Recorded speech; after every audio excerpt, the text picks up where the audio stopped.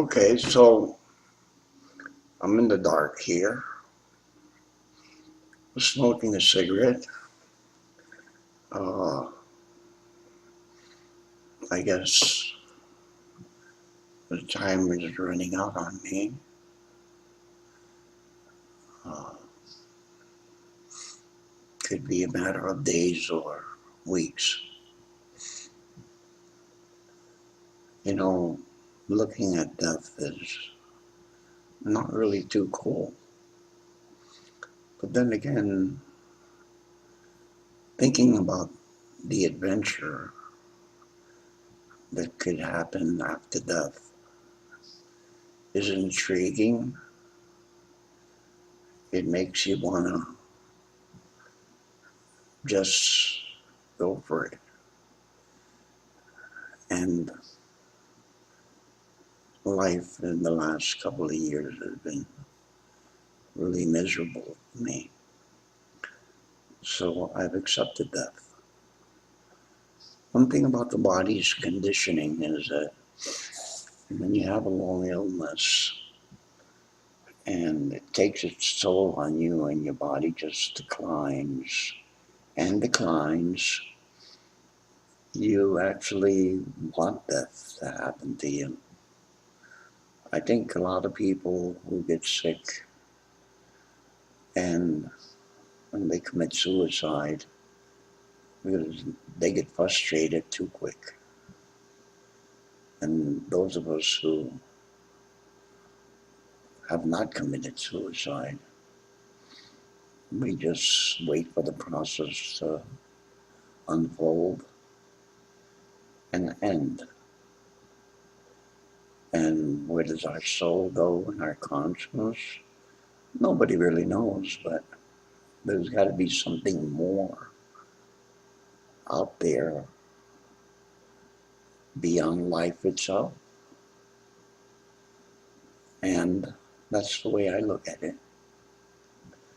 Of course, for the love of my children, I will miss them all. And I intend on remaining on earth to keep an eye on those I love and help them. I will not ask for my last rites or anything like that. I want to be here watching. And that's the way I want it to be.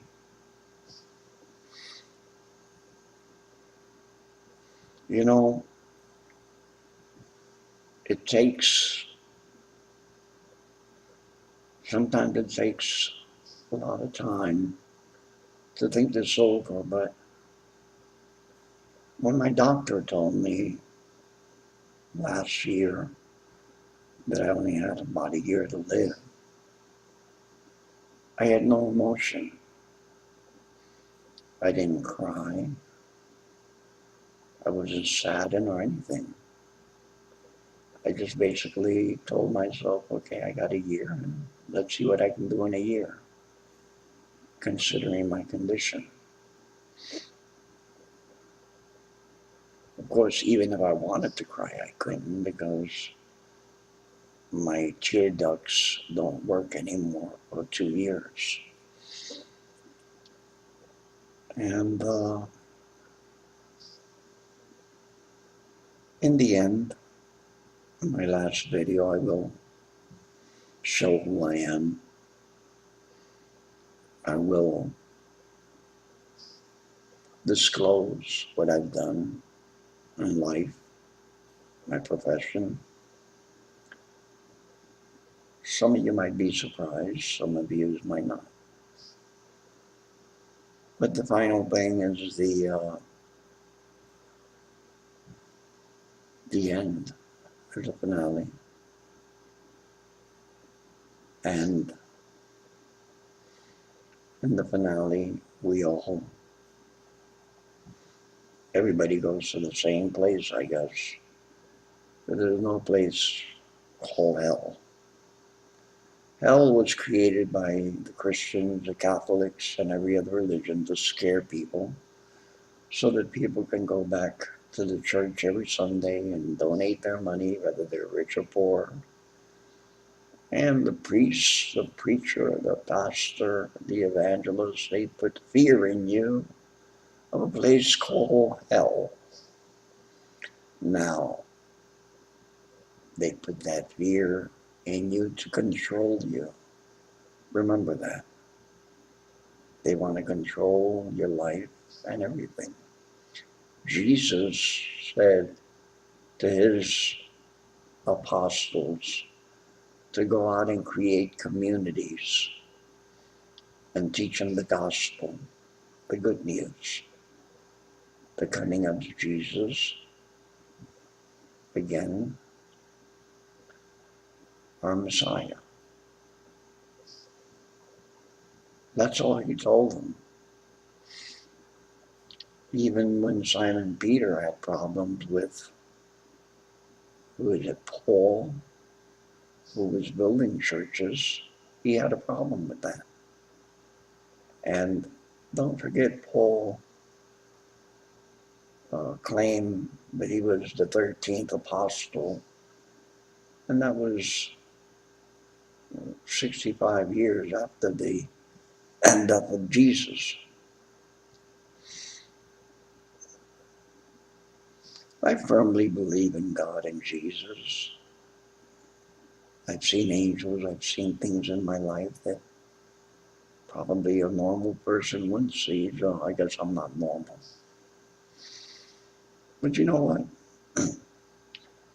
The fact remains that uh, I sometimes can't sleep at night, and I stay awake thinking and thinking. I'm not thinking about life or death, just thinking about things I should be doing, and not things I want to do, but things I should be doing. You know, you don't prepare for death. You don't. You just wait for it. And if you try to prepare, you become emotional, enraged, anger, anguish.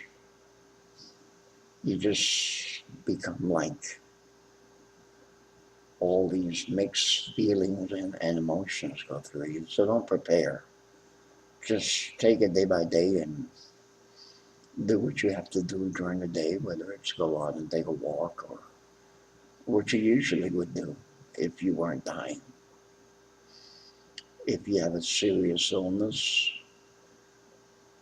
I just deal with it and continue. There are times I can't get out of bed, and I just take it as part of being sick. I've seen friends of mine who have dropped dead, who didn't even have a moment to think about life and death. They just dropped dead. But you know what? It brings to mind my memory now, like my parents, my mother and father, my sister who's gone, and they're gone now. And I think about them more and more. And I really hope I see them. My parents were great parents. I don't think I could have chosen such great parents. They chose me. I don't know if they made them proud of me or not, but I hope I did make them proud. One thing that you'll see and find in life is that when you're sick, You really don't have no more friends. It's like they abandon you, like you've got the plague or something like that. And that's a sad thing. Because when you're healthy, your friends visit you and they call you, they ask you for favors, and you do it. When you're really sick and dying, nobody wants to know about you. And that's a sad part. The emptiness when you're alone and the phone does not ring, nobody calls, nobody visits. It's kind of like being locked up in a room or in a home and talking to four walls around you, or you talk to a dog. And then you end up talking to yourself. Well, today is June 13th, my daughter's birthday, about 2 o'clock in the morning or close to it. And I guess during the weekend I'll create another installment